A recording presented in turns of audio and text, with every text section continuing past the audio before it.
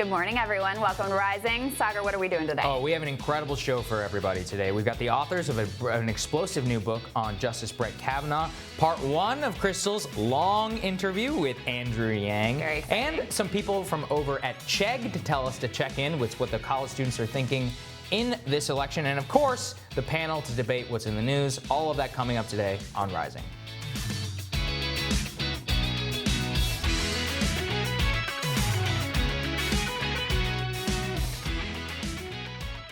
Saagar, what are you looking at today? Well, former President Jimmy Carter issued a very dire warning yesterday to us all, one that we should all heed. I don't normally care what the former president thinks on many matters, but on this one, we should all perhaps listen. Carter told a crowd at an event that he was speaking at, quote, "If I were just 80 years old, if I was 15 years younger, I don't believe I could undertake the duties experienced when I was president." This remarkable statement was offered at the same time that he said that 4 more years of President Trump would be a disaster. Given that both former Vice President Joe Biden and Senator Bernie Sanders would be 80 years old while in their first term in the Oval Office, the swipe was a clear intervention in the race by the former president. What made it even more remarkable was that Carter voted for Sanders in the 2016 presidential primary.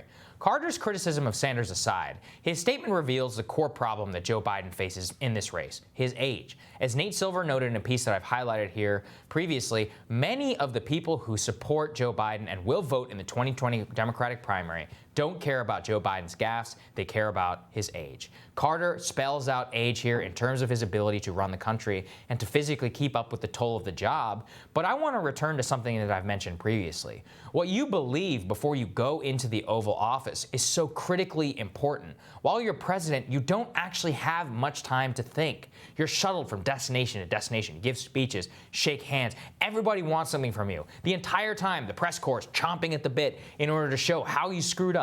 It's basically like being a firefighter for 8 years. And do you know what firefighters rely on in dangerous situations? Their training.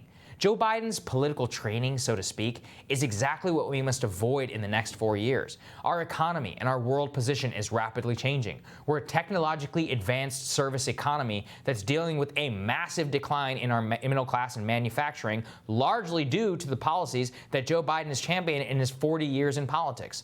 Think about the reflex thoughts that Joe Biden has on so many sorts of issues. You don't even have to think, actually. Just look at what he says in every debate, every rally, every commercial. His central message is that President Trump is an aberration, that his election is a mere blip on his radar, and that a break from the neoliberal consensus is, quote, not who we are as a country. On healthcare, he gives us a solution he proffered in 2009. On foreign policy, he gives us one he's been advocating for since 1975. On financial regulation, it's one since the 1990s. I can go on and on and on and on. This matters even more when somebody is a septuagenarian. People are generally pretty set in their ways at that time.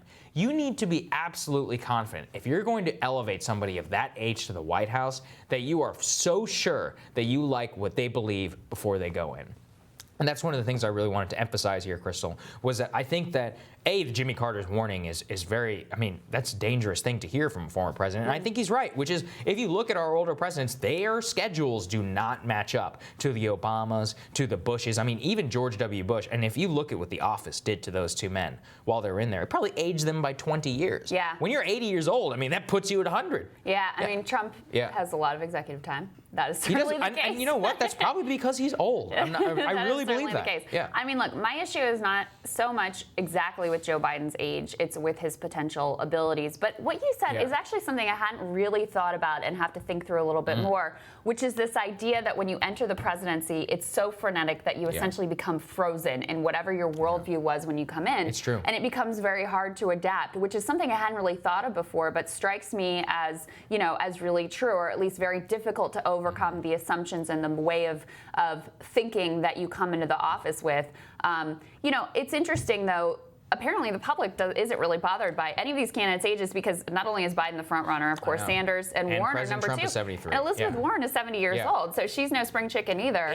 It's exactly true. And, I've studied history a lot. I read a lot of president biographies. And even in my time covering Trump as White House correspondent, you have no time to think whatsoever. Every decision that lands on your desk is a difficult one. You have to make a snap decision exactly at that time. Yeah. You can't dwell. It's one of those things where whatever you believe, that's why so much of us spend so many time thinking what Trump believed whenever he, before he came into Right. office, what George W. Bush, Obama, your Right.